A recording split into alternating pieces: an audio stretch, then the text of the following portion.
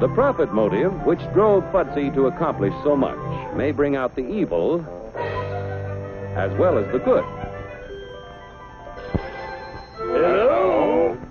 Futzy, old boy, I've got a great idea. Between us, we control 70% of the country's sales. Yeah, but quiet. Let's see what's cooking. I smell trouble. We'll clean up.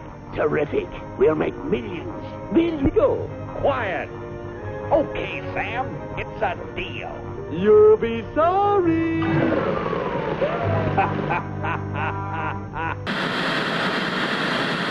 We are for the occupations. We occupy Oakland, occupy the stock exchange. We are against the occupations of Palestine, Haiti, and the other myriad of occupations in the world. What's the most important part of any structure? What's the most important part of the structure? You look at this church. The rest of the structure wouldn't be there if it wasn't built on a solid foundation.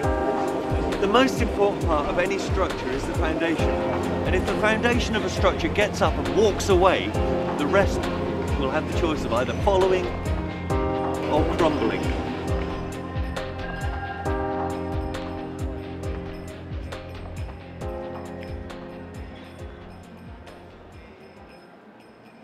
Taxes are going up, university fees going up. Let's bring the troops home from the war, have peace, why waste money? We've got to become aware of the fact that we have generated, our forefathers up to us, have generated a position of instability that needs sorting out. We've got a massive debt, and instead of pointing the finger at each other and blaming each other for the state of the world, we can make things happen and we can stop things happening by the language that we use.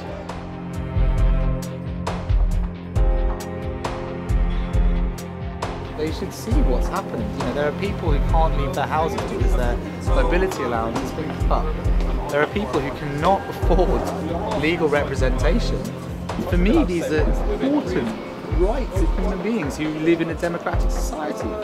And they're being taken away to support 1% of the population who live like kings already. Everything we need is already here. We've stripped the earth of so much of its material wealth, but we've put it into a way that profits me as an individual, but shits on everything, including me. And as long as I don't look at the destructive attitude, the destructive habits that money has generated, as long as I don't look at that, if I can keep the blinkers on and just look at the money, then I'm all right. You can't put a money figure on life, but we do. As a race, we do. If you look at things like gold, diamonds, money, shit, to put them on a floor and watch them. The gold never even tarnishes, will always stay gold, bright and shiny. The diamonds are forever. They won't change form or anything. The money might corrode a little bit, but you know, thousands of years and it will still be exactly the same shape as it was. It won't do anything for you.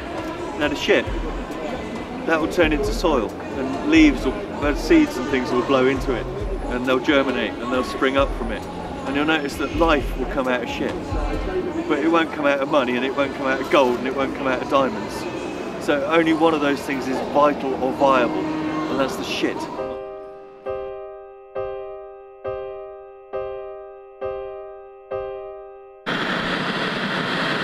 We are builders.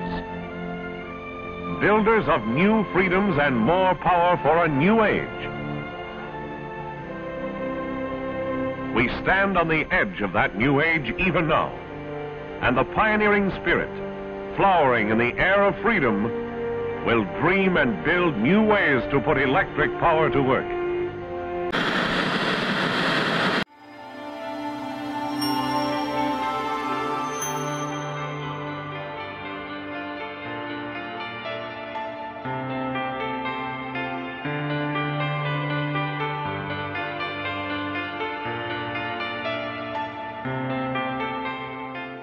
The Eden Project is a unique destination. To different audiences, it is different things. But first and foremost, it's a public attraction. It's a botanic garden with the largest single collection of ethnobotany, that of plants for human use, some 5,000 species, through 3 different climate zones. And again, that's part of the unique display and message of Eden. We have a temperate biome, the outside temperate landscape. We live in a temperate climate here in the UK. There are also 2 very impressive geodesic domes, biomes as we call them, housing plants from 2 different climate regions of the world, warm temperate climate regions and tropical and to a certain extent subtropical regions of the world. We are, it's a phrase that we've heard time and again, but no less true, we are living in very interesting, admittedly also exciting times. 31st of October apparently was the first time that this planet has 7 billion human beings living on it at any one moment. And if we're going to be able to not only allow the existing 7 billion, including ourselves, to have a happy, enjoyable life with the resources that we need for that, and allow that for the existing 7 billion plus the expected population increase by 2050 that may take us to as many as 10 billion people on this planet, then practices and principles of sustainability have to be not just maintained but augmented.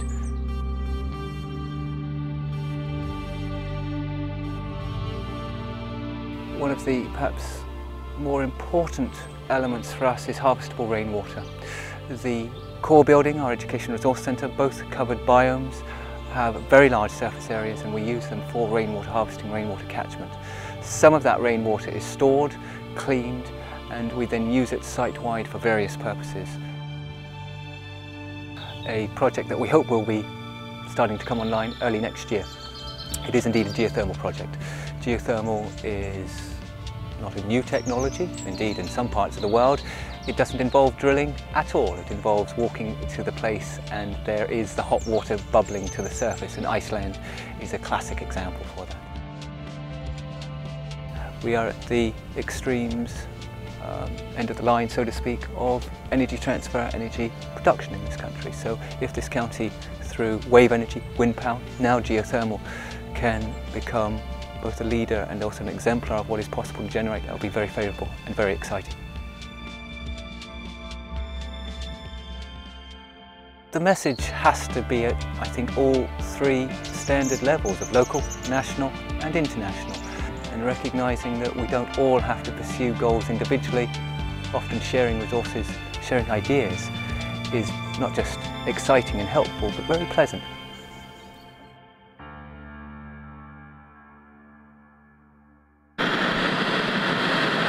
Lower taxes, Higher taxes, record employment, Unemployment, peace, war, highest wages. lower pay. states' rights, centralization of government. Whoa, stop! I've tried. I've listened to everybody. On TV and radio. I've read the papers and magazines. I've tried, but I'm still confused. Who's right? What's right? What should I believe? What are the facts? How can I tell? So the whole goal of an economy, of a society that runs very well, is to completely minimize this kind of inefficiency, this waiting around, this poverty, this presupposition that poor people should somehow be served less by society than the rich. Tens of thousands of kids that are dying every year because they can't get clean water. Regular people here, if you just look in Britain, that are being put out of work every day. Families that are hungry, children that are being abused, physically, emotionally, and just through neglect, clinging on and holding some illusion over that life's okay, you know. I'd say it's pretty chaotic at the moment. The Zeitgeist Movement is a sort of global decentralized volunteer organization that tries to spread sustainable values, tries to educate people about what it means to live in a society that's actually sustainable, that literally can go on. At the moment we've got what people are starting to refer to as a multi-dimensional collapse. We're running out of a lot of different resources at the same time. Slowly we're running out of clean water, slowly our air is getting more polluted, slowly we're coming to the end of the hydrocarbon era. All of that is a product of the fact that we're at the moment unable to solve the problem unless it makes money. And there is no money to be made in being sustainable. If you just look for a moment at what the word economy means, it's about economising, isn't it? It's about doing things sensibly, it's about how we manage our resources. And at the moment we have this middleman, which is money, and that's the go-between that we use to manage our resources. A resource-based economy is about getting rid of that sort of corrupt, money middleman, and going directly to the resources and managing those intelligently but sustainably as well. To understand what you have, where you have it, and then to build a society that has open access, free life goods in the sense of the best healthcare possible, the best kind of housing, which means also that the housing is essentially free, that you can live anywhere, and free transport, free integrated transport. A human being is a human being, and it needs to be looked after in the best possible way, or you're going to create a very sick individual. People always say, well, in a system where everything's free, and it's all homogenized, and everything looks the same apparently, people will just be lazy. People don't do anything. And it's actually the other way around, isn't it? Because the more you do a job you hate, the more you're not interested in doing anything else when you get home. You just want to withdraw into yourself and do nothing, go to sleep, and hate the fact that you've spent most of your day, of which you have a limited number, in something that you have no emotional investment in, that you're only doing for the money. That's the only reason you do it, for the money. It's just a form of social control. We still live in the days of empire. Hard and fast stand by that. They just don't do it with the sword anymore. They do it with, they do it with money. It's either way, you're being forced to work, in jobs that are belittling and meaningless, and in a lot of cases very dangerous for us environmentally and socially. Well, at the moment we're very much in the process of trying to communicate this to as many people as possible, because to enact this kind of change requires, for the first time really, everyone to understand what's happening in their society. Mostly we just vote for it and hope it'll get better, and of course it doesn't. We already have the technology in place to do all this stuff. We understand how things work. They can't be put into place because of course they're being competed against by the society. So you have to fight to free that, to essentially produce almost moneyless projects where you just damn well build it, and you showcase and demonstrate this so people can essentially come and see a museum of the future, or multiple museums of the future. City systems like the Venus Project, like stuff that Buckminster Fuller talks about. It's been spoken about by a great many theorists. That's one of them, but there's many, many other things as well. But the biggest move at all is really going to be global revolution. It's going to be a combined opting out of the current system. The world does change, and it will keep changing. It's just kind of which way you want that change to go, isn't it, is the question.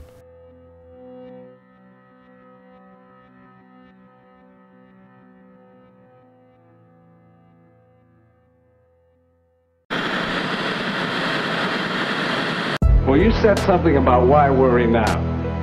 I'm worrying all right. The continuing wastes of life and vitality present a serious problem. Sometimes a relatively small improvement can mean the difference between success and failure. The fires of frustration and discord are burning in every city. Ask yourself, is this the time to change? There are things to do. Learn responsibility, learn to work with people. And your life will be affected by it. You know this. Can we gamble when the stakes are so high? Now is the time to begin. Now is the time to begin.